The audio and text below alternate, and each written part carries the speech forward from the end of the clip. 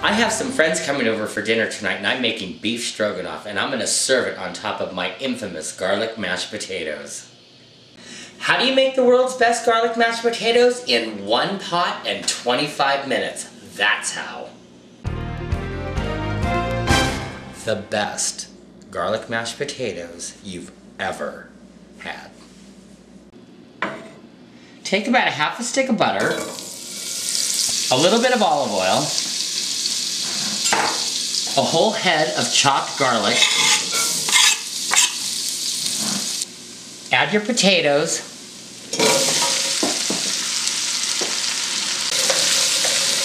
you're not looking to caramelize the garlic or the potatoes, you just want to heat them through in the olive oil and butter. Add a little salt and pepper.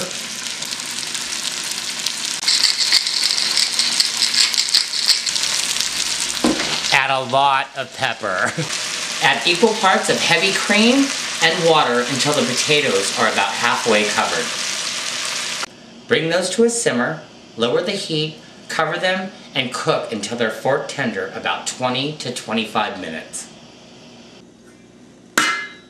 In a heavy bottom skillet, I'm going to take about 2 tablespoons of butter and saute about 3 medium-sized onions.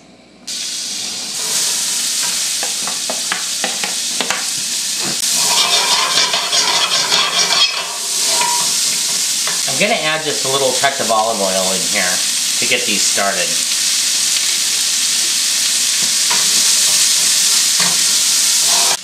Add some red wine. On a low simmer, reduce that wine until the onions are nice and translucent. When the onions are finished, put them aside.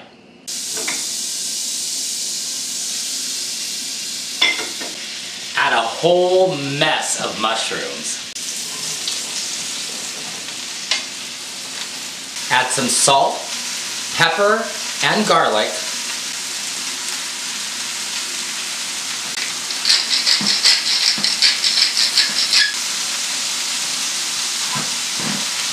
Saute the mushrooms until they start to release their juices. You're not looking for these to caramelize, you just want them to cook down. Now that the mushrooms have released their liquids, add more wine.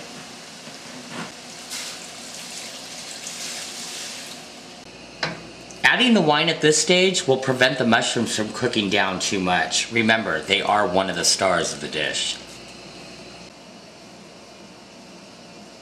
When the mushrooms are at this stage, add the onions back to the pan.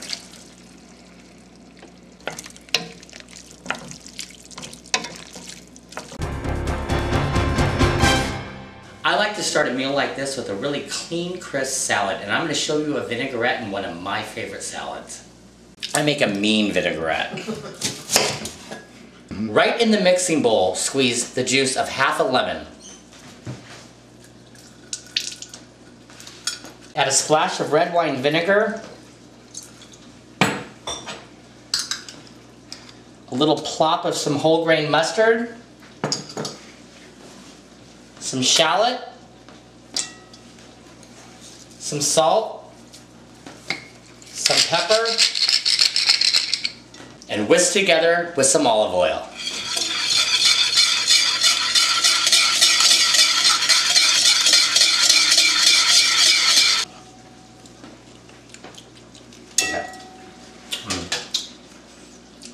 It's bright, I love it. Right on top of the lemon vinaigrette, add some thinly sliced red onions, some seeded, sliced hothouse cucumbers, a big old handful of ripe blueberries, toasted pecans, and some supremed lemon.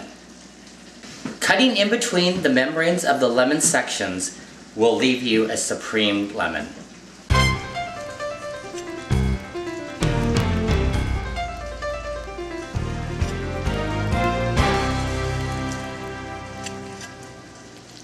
Lemons and blueberries always make a great combination. Now tear some red leaf lettuce on top of everything.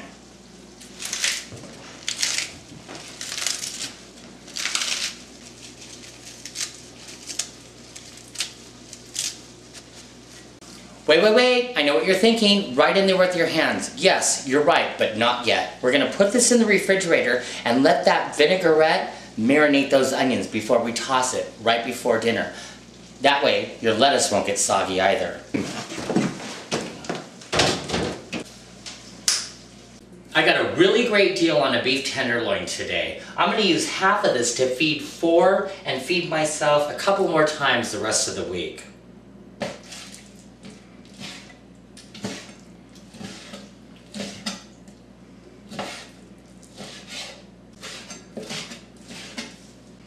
The rest of this goes pretty fast. I'm going to toss my beef tenderloin with some salt and pepper and flour.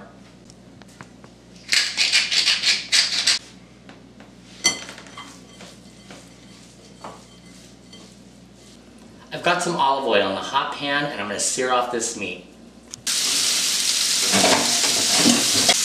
Remember, this is beef tenderloin. It doesn't have to cook very long. 10-15 minutes. Add some garlic. Deglaze with a little more red wine. That way you could scrape up all the brown bits off of the bottom of the pan. Turn it down to low and let it simmer. Don't ever cook with wine you wouldn't drink. Now that these potatoes are tender, look at what we have. Now all you have to do is mash them.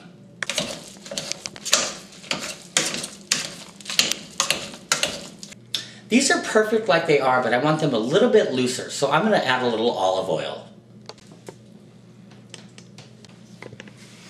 You gotta taste them. Those are some good mashed potatoes. Finish them off with some chopped flat leaf parsley.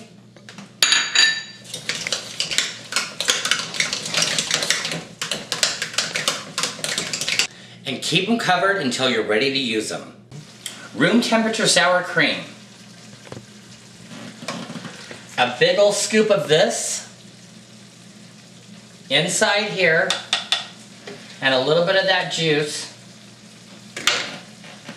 Mixed together will temper the sour cream so it doesn't break when you add it to the rest of the sauce.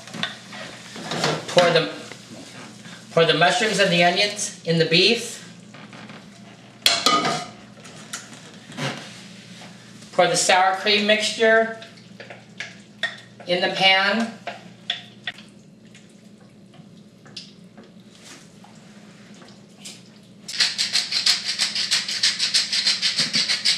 Now I'm going to toss the salad before I serve the stroganoff. Remember, the onions and the cucumbers have been marinating in the bottom of the bowl in the vinaigrette. So now I'm just going to toss it, add some salt and pepper, and I'm ready to serve. Isn't this gorgeous? I'm going to top these salads with candied ginger, just because I have some. A vintage style meal on some vintage plates. This is how I like to do it.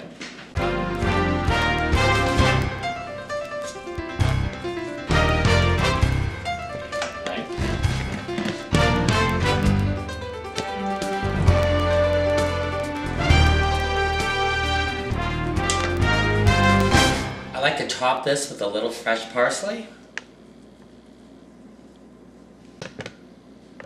Pink heaven on a pink plate.